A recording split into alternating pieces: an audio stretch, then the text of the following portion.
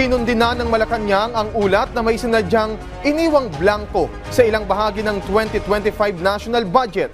Ayon kay Executive Secretary Lucas Bersamin, ang pagpapakalat ng ganyang fake news ay mapanlinlang at nararapat na ituring na criminal act. Si Clazel Pardilla ng PTV sa Balitang Pambansa.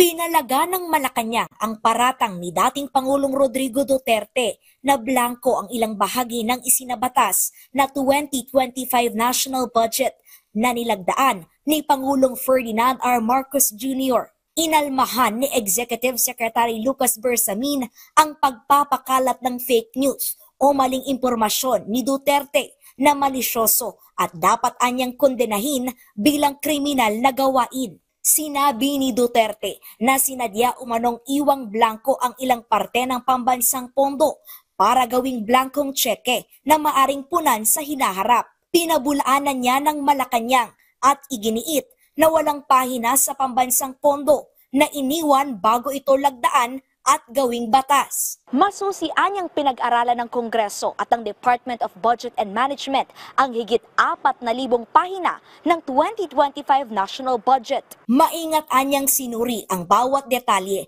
para masigurong walang programa, aktibidad o proyekto ang naiwang blanko. Hinikayat ni Bersamin ang publiko na tingnan ang dokumento sa website ng DBM para makita ang katotohanan at kumpletong detalye nito. Ayon pa kay Bersamin, bilang dating opisyal ng gobyerno, alam dapat ng dating Pangulo na walang naiiwang puwang sa alokasyon ng pambansang budget alinsunod sa batas. Nanawagan ang palasyo sa kampo ni Duterte na maging responsable sa kanilang aksyon at iwasan ang pagpapakalat ng maling impormasyon. Mula sa PTV Manila, Clazel Pardilla, Balitang Pambansa.